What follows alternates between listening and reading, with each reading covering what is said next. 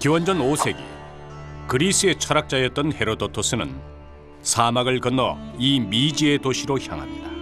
그리곤 자신이 본 바빌론에 대해 다소 과장된 투로 이렇게 적었습니다. 이 세상에 바빌론보다 더 경이로운 도시는 없다.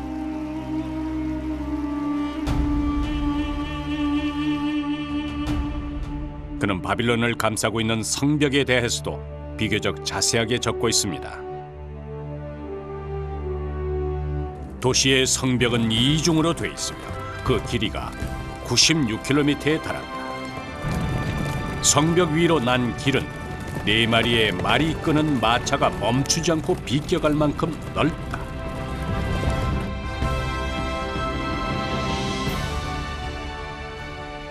훗날 학자들은 연구를 통해 전성기 시절 바빌론의 인구가 18만에 달했다는 사실을 밝혀냈습니다.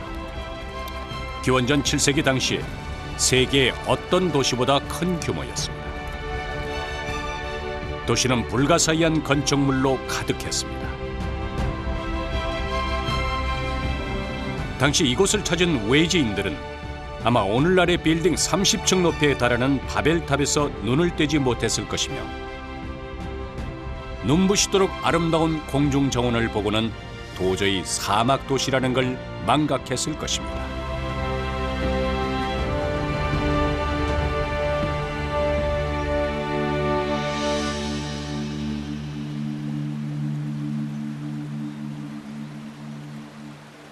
Various Greek authors write about the famous Hanging Gardens of Babylon, one of the 7 wonders of the ancient world.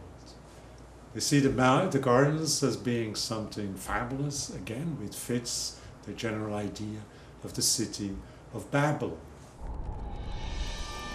그 후로도 공중 정원의 아름다움은 수많은 모험가들을 자극했습니다. 디오도로스, 스트라보, 베로수스와 같은 탐험가, 학자, 군인들이 바빌론으로 향했습니다. 이들은 공중 정원의 환상적인 모습을 역시 기록에 남깁니다. 그것은 가히 유럽인들이 꿈꾸는 지상 낙원의 모습과 다르지 않았습니다. 그리하여 그리스인들은 알렉산드리아에 있는 파로스 등대,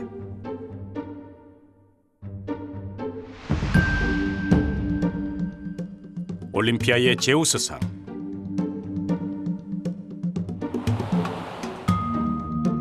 할리카르나소스에 있는 마우솔로스 능묘, 이집트 쿠프 왕의 피라미드,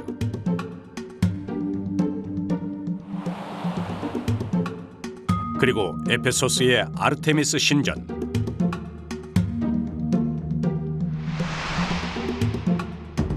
로도스의 크로이소스 대거상과 함께 공중정원을 세계 7대 불가사의로 꼽았습니다. 디오도로스는 공중정원의 경이로움을 이렇게 묘사했습니다. 온통 향기로 가득하다. 포도나무처럼 주렁주렁 열린 석류나무는 잔잔한 미풍의 향기를 실어보내고 있다. 폭포수에서 튀는 물방울은 마치 밤하늘의 비열처럼 반짝인다.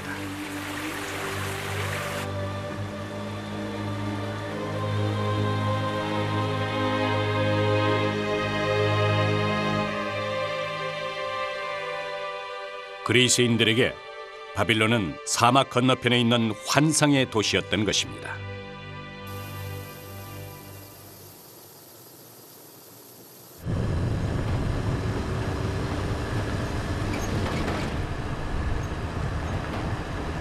바빌론을 가자면 이라크의 수도 바그다드에서 남쪽으로 약 100km를 더 내려가야 합니다.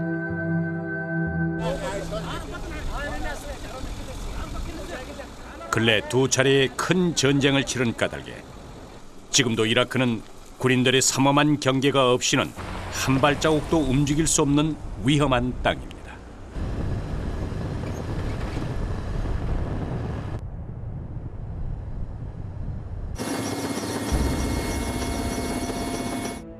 이라크의 젖줄 유프라테스 강을 끼고 있는 한쪽 평원. 이 황량한 평원에 지금으로부터 2600년 전 위대한 제국 바빌론이 있었습니다. 무너지고 깨진 흑벽돌만 무성한 이곳. 이 메마르고 건조한 땅에 그 위대한 도시가 존재했다는 사실은 누구도 쉽게 받아들이지 못할 것입니다. 그러나 이 사람, 독일의 건축가이자 고고학자였던 콜데바이의 생각은 달랐습니다. 그는 19세기가 끝날 무렵인 1899년 미지의 바빌론을 찾아 기차에 몸을 싣습니다. 이미 유럽의 학자들 사이에선 메소포타미아에 관한 근동 연구가 한참 활발하게 진행되고 있던 시절이었습니다. 그는 기차에 내려서도 다시 3주가 넘게 낙타 캐러반을 이용 이라크의 사막을 횡단해 나갔습니다.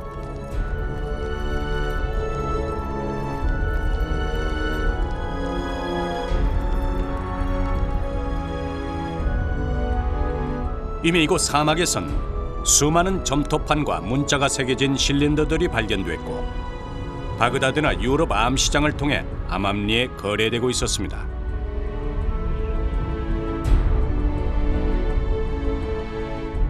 콜데바이는 인부들과 함께 땅속 20m까지 파들어갔습니다. 잠들어 있던 고대의 건물들이 모습을 드러냈습니다. 그 중에서도 가장 놀라운 것은 이슈타르문. 이것은 이곳이 바빌론이라는 가장 명백한 증거였습니다.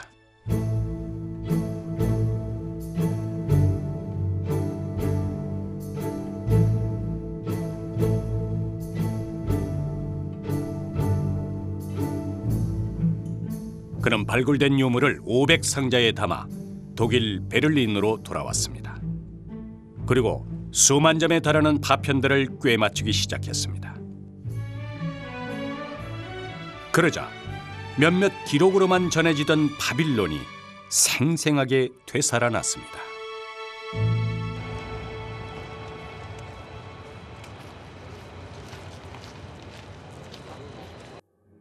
이것이 당시 독일인들이 복원해 놓은 바빌론의 이슈타르문입니다. 푸른색의 벽돌을 쌓아 올린 높이 14m의 육중한 성문. 성문에 장식되어 있는 용과 황소, 그리고 실물 크기의 사자상들이 금방이라도 튀어나올 것처럼 생생하기만 합니다. 이로써 그리스 학자들의 기록과 사막 한가운데 실제로 존재했다는 사실이 분명해졌습니다. 이슈타르문은 그 도시로 진입하는 가장 큰 관문이었던 것이죠. Ihn zu sehen ist sozusagen das Resultat dieser Rekonstruktion, aber angepasst natürlich an die Größe des Museums. Denn man weiß ja, dass das Tor in Babylon sehr, sehr viel größer war als das, was man hier in Berlin im Museum sehen kann. Dies ist ja nur ein kleiner Teil, praktisch als Beispiel für das gesamte Tor aufgebaut. 바빌론은 세계 고고학자들의 주요 관심사항이 됐습니다. 그들은 더 많은 발굴을 원했죠. 하지만 이라크 전쟁은 이 모든 것을 방해했습니다. 단지 전체의 30% 정도만 발굴을 마친 상태죠.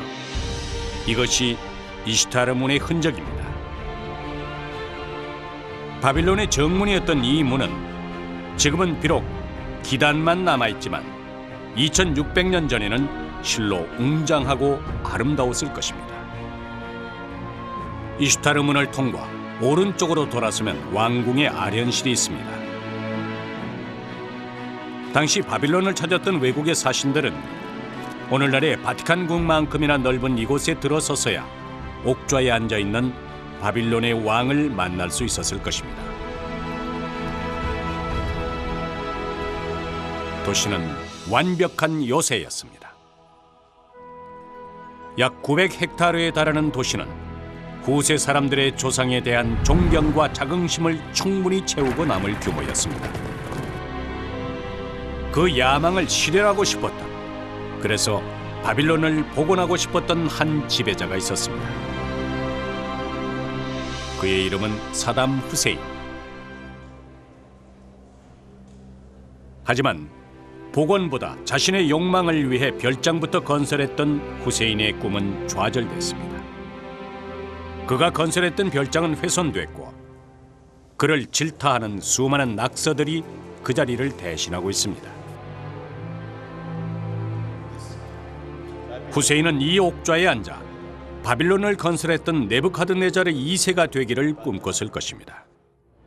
위대한 정복자이자 건설자였던 네부카드네자르 2세. 네부카드네자르 2세는 바빌론을 보호하기 위해 실로 다양한 방법들을 동원했습니다. 해자도 그중 하나입니다.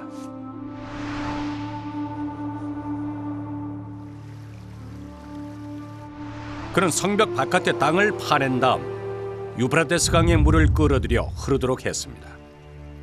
적들이 쉽게 성벽을 넘지 못하도록 하기 위해서입니다.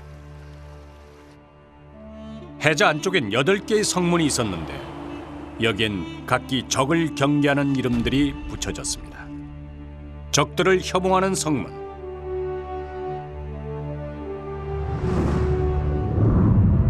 침입자들이 싫어하는 성문,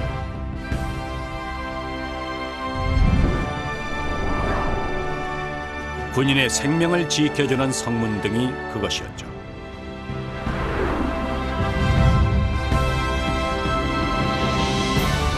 그러나 그 어떤 것보다 웅장하고 아름다운 성문이 있었습니다. 왕궁을 비롯해 신전 등 도시 중심으로 곧장 연결된 이슈타르문. 바빌론인들은 도시의 청결함을 유지하기 위해 세계 최초로 옹기를 통한 인공 하수관을 놓기도 했습니다. 쓰고 남은 생활 하수는 정교한 하수관을 통해 유프라테스 강으로 흘러들어갔던 것이죠.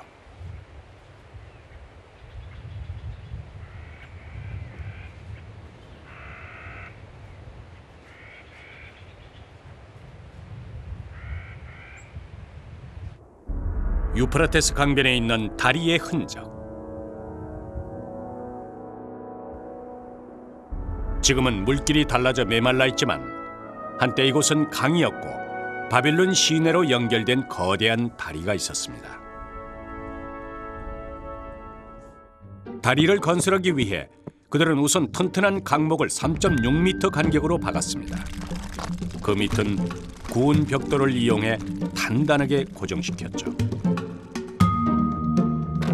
그런 다음 벽돌의 마모를 막기 위해 지금의 레바논에서 싣고 온 삼나무로 주변을 에워쌌습니다. 그리고 그 위에 방수 처리가 된 상판을 얹어 완성했죠. 당시로선 세계 최첨단의 공법이었습니다. 이처럼 바빌론은 로마보다 수백 년 앞선 시대의 또 다른 로마였습니다. 유프라테스 강의 항구는 무역선들로 넘쳐났고 거리는 북방의 실크로드와 남방의 해상로를 따라온 상인들로 채워졌습니다. Merchants went to these places, and there was by the second millennium there was a lot of toing and froing between countries, and even by ship from. There's carnelian on every site you look at in Mesopotamia, and most of that comes from India.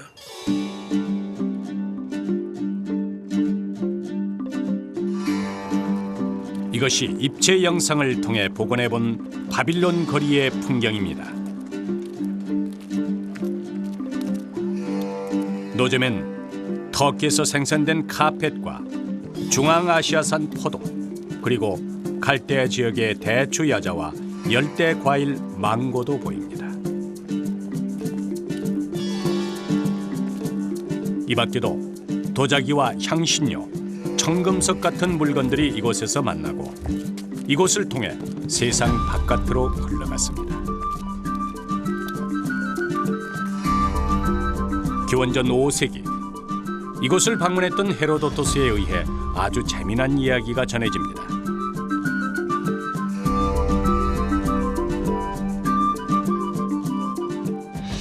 바빌론을 두루 여행했던 헤로도토스는 자신이 저술한 책 역사에 이렇게 적었습니다.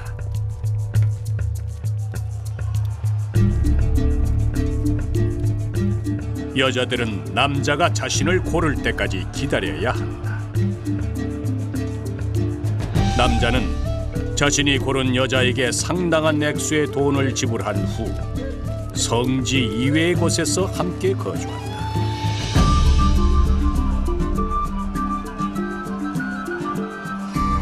헤로도토스가 본 것은 바빌론의 결혼 시장 풍경이었습니다. 여자들은 강요가 아닌 자의에 의해 무대에 섰고 남자들은 자신이 마음에 드는 여자를 선택할 수 있었던 것입니다.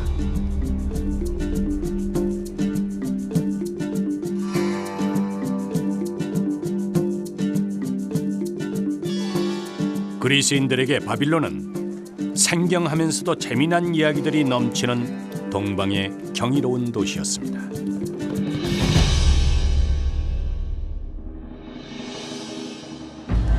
이 영광의 시대를 연 사람은 하무라비 이래 바빌론의 가장 위대한 왕으로 꼽히는 네부카드네자르 2세였죠.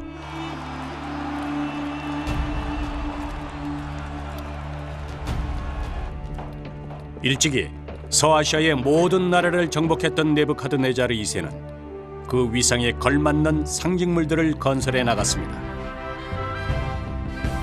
높이 90m에 달하는 바벨탑, 그리스인들이 세계 7대 불가사의라 불렀던 공중정원도 그의 작품이었습니다.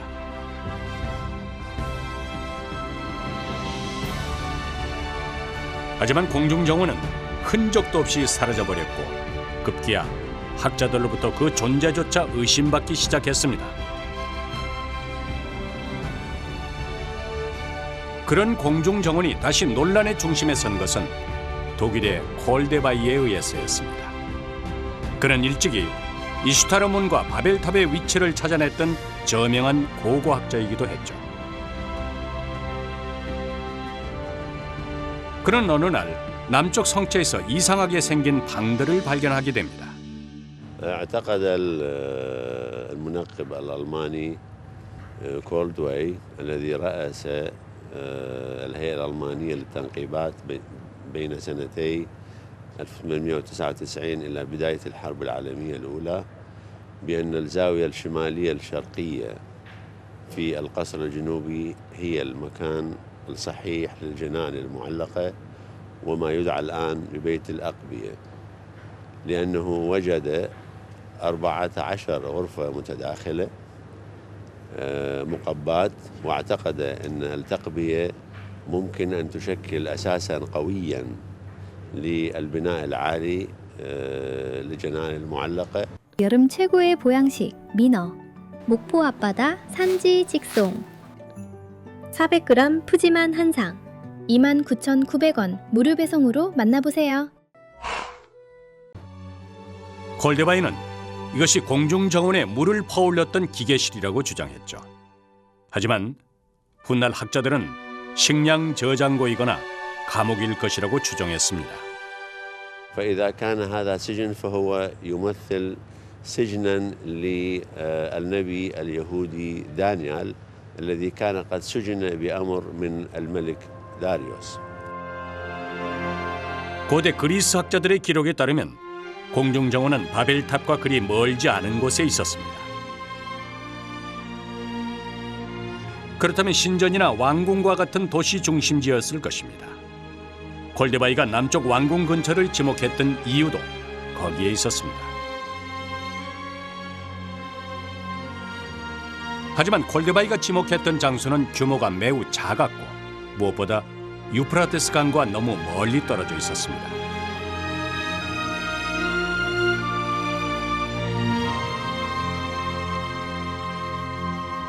그래서 최근에 학자들은 유프라테스 강과 인접한 성벽 안쪽에 공중정원이 있었을 것이라 주장합니다. 실제로 그리스 학자 스트라보는 이렇게 기록했습니다. 수차의 임무는 온종일 유프라테스 강에 물을 퍼올려 정원에 붓는 것이었다.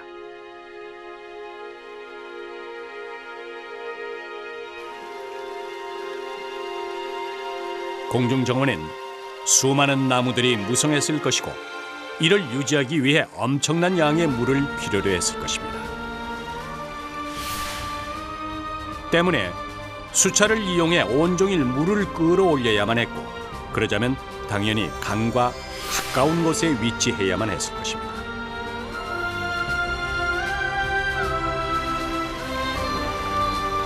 이처럼 그 위치를 두고 여전히 논란에 휩싸여 있는 공중정원.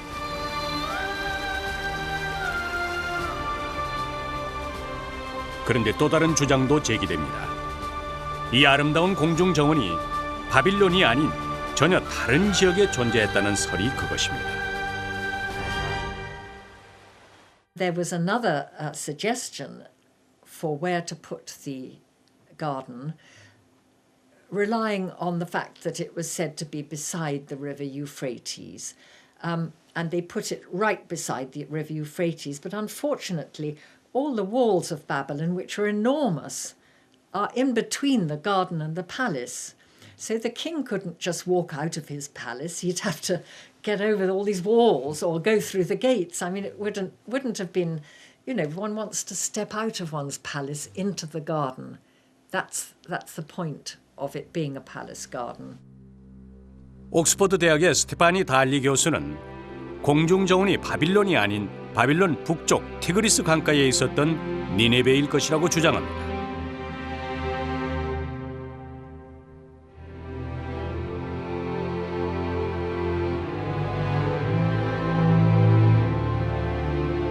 기원전 8세기 아시리아의 수도였던 니네베는 실로 웅대한 도시였습니다. 그들은 오리엔트에 최초로 세계 제국을 세웠으며 전성기 시절 도시의 영역은 700헥타르에 달했습니다. 바빌론에 버금가는 대도시였던 것이죠.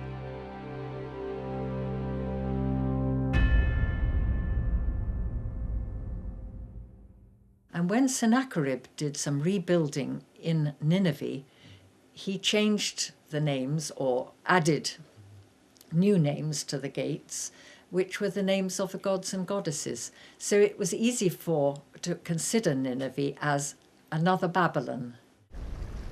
스테파니 달리 교수의 주장에 따르면 고대 그리스의 학자들이 니네베를 바빌론으로 착각했다는 것입니다. 본디 바빌론이란 신에게 향하는 문이란 뜻을 갖고 있는데 니네베엔 통상 이런 이름을 갖고 있는 성문이 더러 존재했다는 주장인 것입니다.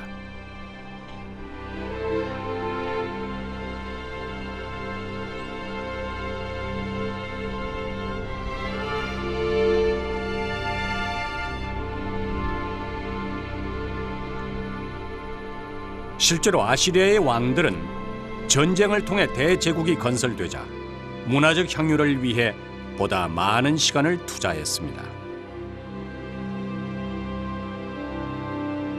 정원 조성은 아시리아의 왕들이 왕실의 권위를 내세우는 중요한 수단으로 발전하기도 했죠. One relief that is preserved but very damaged in the British Museum, and then the drawing that was made of one which did not survive to be brought back to a museum.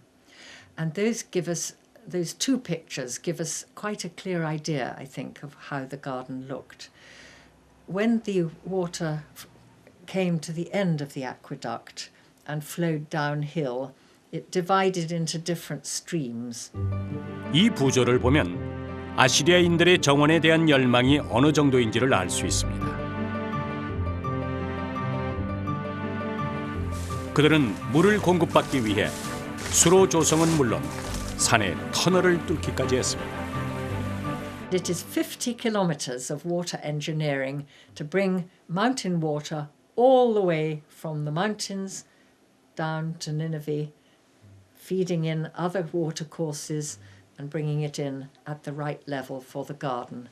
This is a fantastic achievement which would have been hugely admired by the Greeks and the Romans. 니네베에서 40km. 자르완 지역엔 지금도 아시리아인들이 건설했던 수로의 흔적이 있습니다. 오로지 정원을 조성하기 위해 만든 수로죠.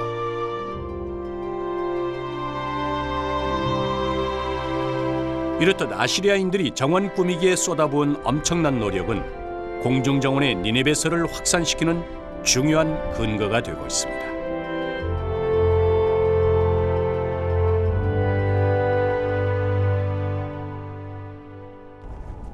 그런데 강대국 아시리아의 일단의 군사들이 쳐들어옵니다.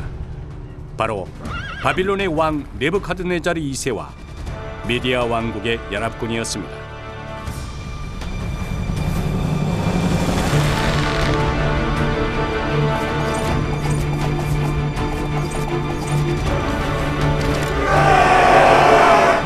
잘 무장된 네부카드네자르 2세와 연합군 병사들은 순식간에 아시리아의 수도인 니네베로 진격해 들어갔습니다.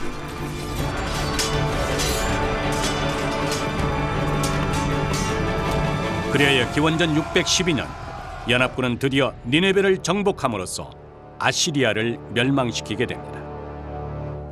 فقد تزوج ابنته الأميرة الميدية أميتس تقوية أواصر العلاقة بين البابليين والميديين وذلك لإسقاط بابل والذي أدى هذا التحالف أو التعاون إلى إسقاط العاصمة الآشورية نينوى في عام 612 قبل الميلاد.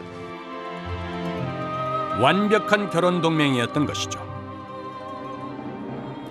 아시리아를 물리치고 서아시아의 새로운 영웅으로 떠오른 젊은 왕 네부카드네자르 2세와 한창 세력을 넓혀가던 북방 메디아 왕국으로부터 시집온 공주 아미티스.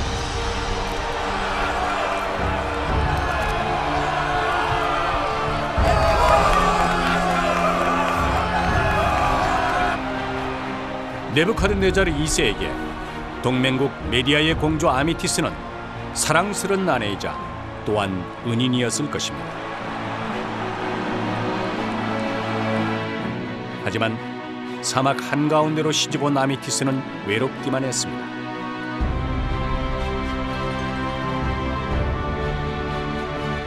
고향의 높은 산과 맑은 물, 푸른 나무들이 그립기만 했죠.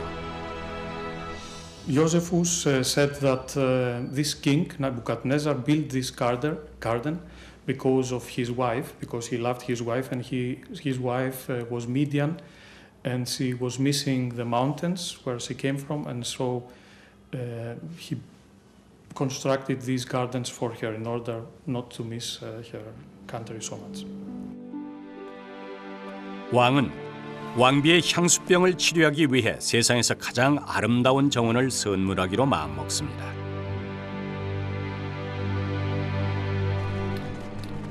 그는 유프라테스 강변 한쪽에 메디아의 정원을 통째로 옮겨주고 싶어 했죠. 수많은 인부들이 동원됐으며 이들은 사상 최고의 정원을 지을 수 있는 충분한 기술이 있었습니다.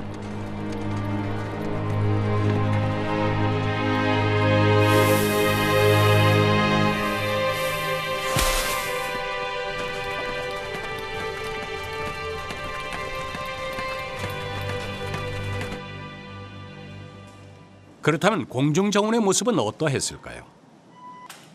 우리는 그리스의 한 도서관에서 그에 대한 단서를 제공해 줄 또 한 명의 그리스 학자를 만날 수 있었습니다. 디오도로스. 시실리 태생의 역사가 있던 디오도로스는 여러 저수를 남겼는데 그중 한 권이 바빌론의 공중정원을 다루고 있습니다. About the appearance of the Hanging Gardens, he says that you had one approach. We must imagine it as a staircase, which leads to the top floor of the gardens. And you also have terraces, which have been built on each other. You had a series of terraces built upon one another. So that's in front of every terrace, you had a gallery. Which has been supported by stone pillars.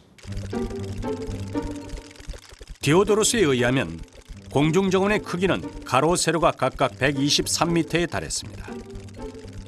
거기엔 수많은 아치형 기둥들이 빼곡하게 세워졌고 방수 처리된 견고한 상판이 얹어졌죠.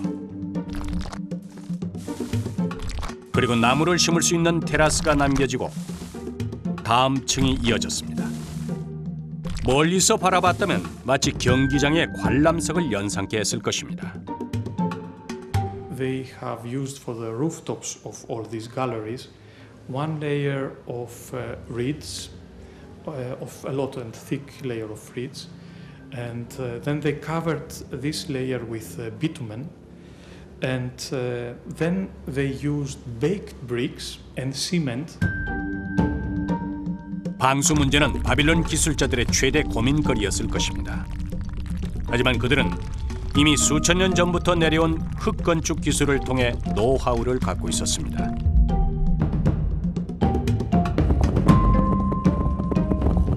먼저 흙벽돌을 놓은 다음 갈대나 밀집 같은 것을 깔고 역청을 부어 덮었습니다.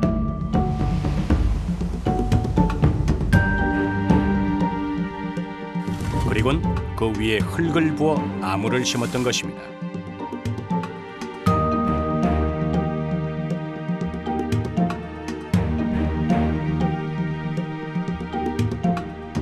그렇다면 어떤 나무들이 심어졌을까요? 왕비의 향수병을 치료하고자 했으므로 당연히 왕비의 고향에 있는 꽃과 나무들을 옮겨오고자 했을 것입니다. 그곳은 바빌론으로부터 약 500km 떨어진 엑바타나. 오늘날 이란 북부 하마단 주의 주도인 이곳은 과거 엑바타나로 불렸으며 메디아 왕국의 수도였습니다.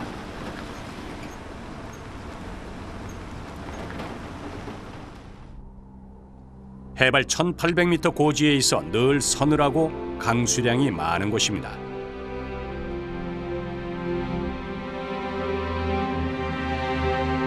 주로 농경과 목축을 통해 생활했던 메디아인들은 점차 북방을 잇는 무역로를 장악해 가면서 부를 축적했고 이곳에 거대한 궁전과 정원을 건설했습니다. 그 와중에 네부카드네자르 2세와 연합했고 동맹국 공주 신분으로 아미티스가 시집을 갔던 것입니다.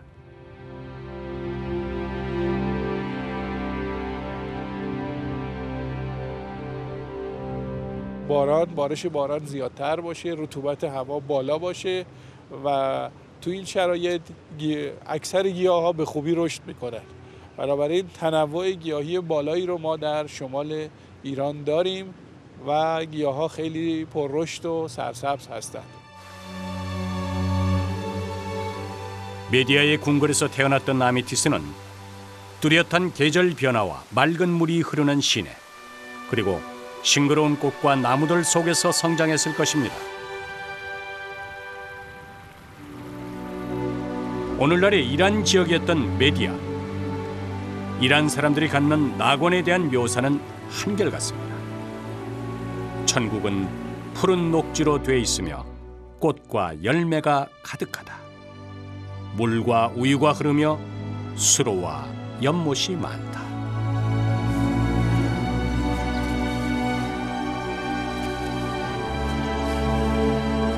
이란인들의 이런 낙원에 대한 인식은 고대의 수많은 정원을 탄생시킨 배경이 됐습니다.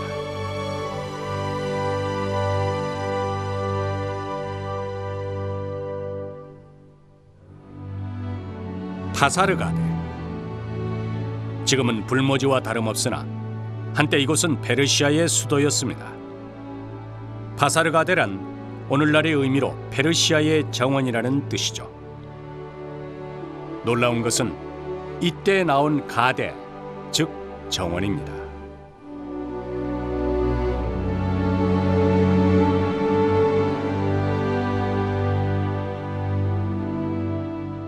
یعنی اون چیزی اون تصوری که ما راجع به باغ معلق بابل داریم توی همین تصویرهای خیالی که نقاشا اولین بار در قرن 17 میلادی 16 میلادی کشیدن در این تصویرها ما شبیهش رو اصلا اثر تاریخیش رو در پاسارگاد و بعد در تخت جمشید داریم.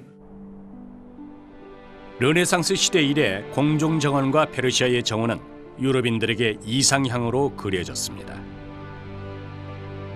과연 이들의 정원이 어떠했길래 훗날 유럽 정원의 모델이 됐던 것일까요?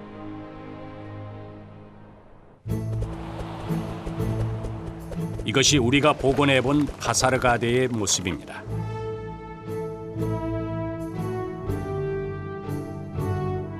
그런데 이란의 고대 정원에서 가장 눈에 띄는 게 있습니다. 어디에든 물을 뿜어내는 분수대와 수로가 있다는 점입니다.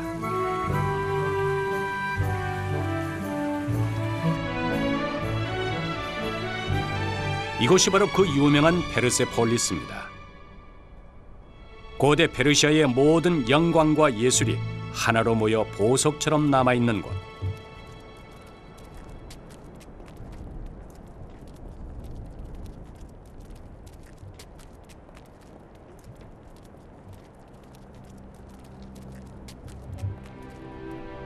산비탈을 깎아 모두 12만 5천 평방미터 면적 위에 건설된 이 왕궁은 기원전 330년 알렉산더 대왕에 의해 파괴될 때까지 페르시아의 상징이었습니다.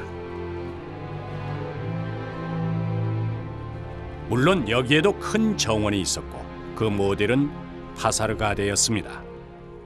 و اونجا تراس هایی وجود داره که فرم تراس کاملا روشن میکنه مثل تراس تخت جمشید که بعداً از این الهام گرفته شد. این تراس ها سبز بودن، باغ بودن. 지금은 기반부만 남아있지만 전성기 시절 페르세폴리스는 수많은 나무와 꽃들로 무성했을 것입니다.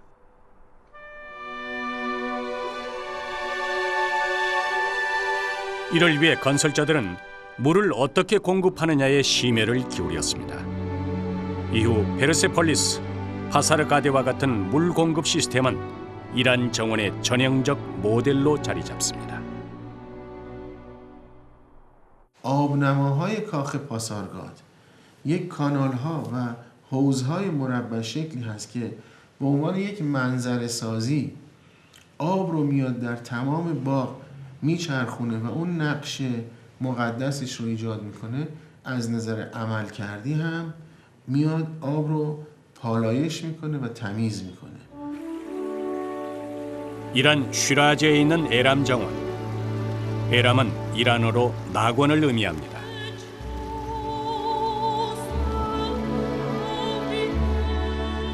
이 정원에서도 어김없이 수로와 분수대를 볼 수 있습니다. 이란인들은 자연 압축식 분수대의 최초 개발자들이기도 했습니다.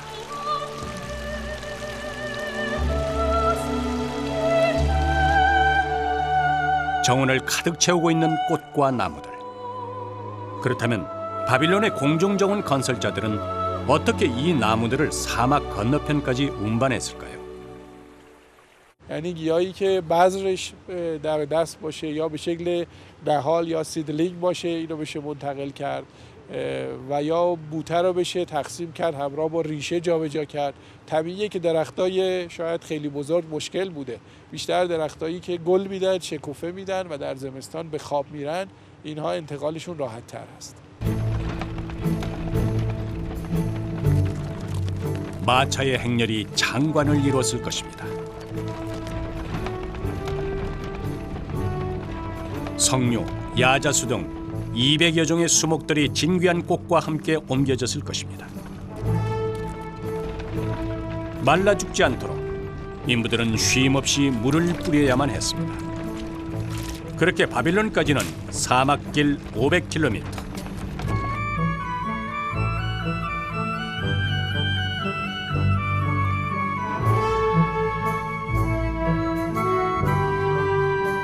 기원전 1세기 이곳을 방문했던 그리스 학자였던 스트라보는 공중정원의 물 공급 시스템에 대하여 아주 구체적으로 기록했습니다.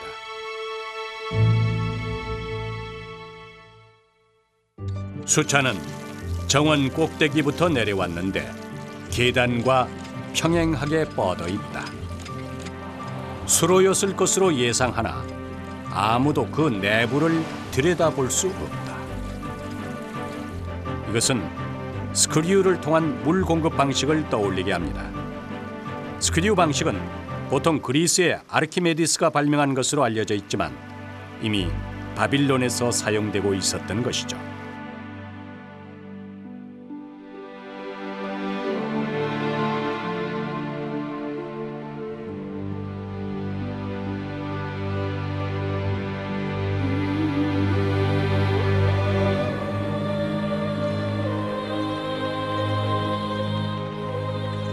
나귀들이 온종일 수차를 돌렸을지도 모릅니다.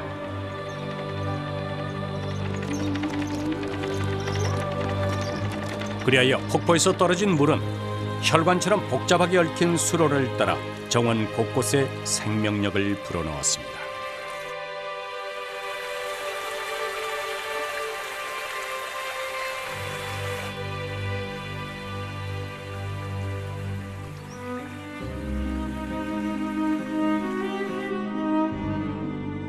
하지만 더욱 놀라운 것은 외부가 아닌 내부에 있었습니다. 기록에 의하면 공중정원 내부엔 100여 개가 넘는 크고 작은 방들이 있었으며 그 중앙엔 넓은 광장과 목욕탕이 자리했습니다.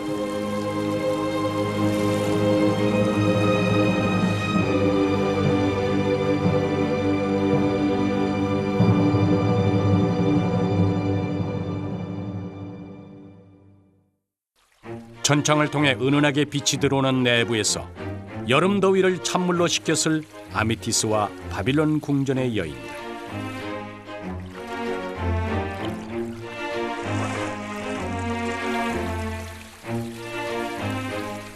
공중정원은 아미티스가 꿈꾸고 네부카드네자르 2세가 완성해낸 지상 최고의 낙원이었던 것입니다.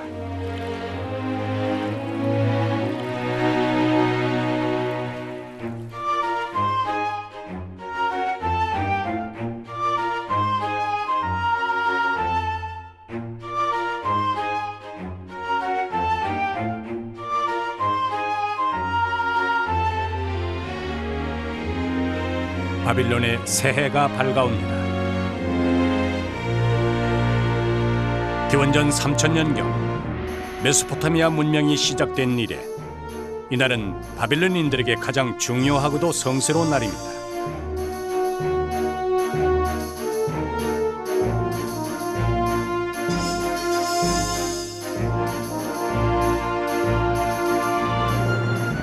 이날만큼은 모든 성문이 활짝 열리고 지방마다에서 찾아온 신의 행렬이 줄을 잇습니다.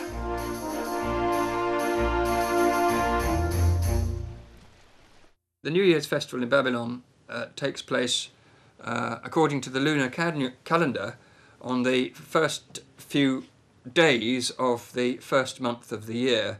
The first month of the year roughly coincided with the spring equinox in March or April, depending upon how the lunar calendar worked for that particular year. 춘분은 낮의 길이와 밤의 길이가 정확히 일치하는 날입니다. 농사가 시작되는 이 날이 바빌론인들의 새해였죠.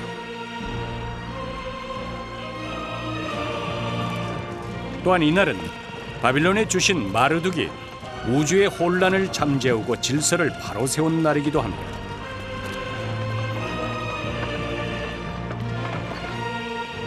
때문에 이날 지방에 있는 모든 신들은 에사길에 안치되어 있는 마르둑을 찾아와 신년 할애 의식을 거행했습니다. 이처럼 기원전 7세기 사막 한가운데 있었던 마천루의 도시 바빌론.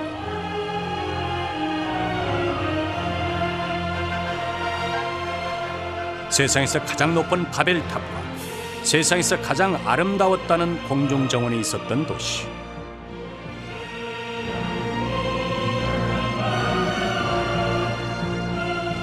그러나 영원히 번성할 것 같은 이 도시 바빌론은 기원전 539년 페르시아의 침략을 받고 맙니다.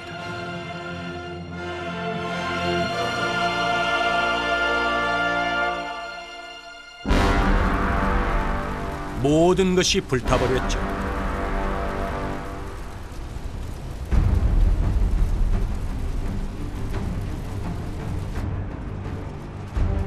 바빌론의 상징이었던 바벨탑도 예외일 수 없었습니다. 군사용 전망대로 사용될 수 있다는 이유로 페르시아의 키루스 대왕은 파괴를 명령합니다.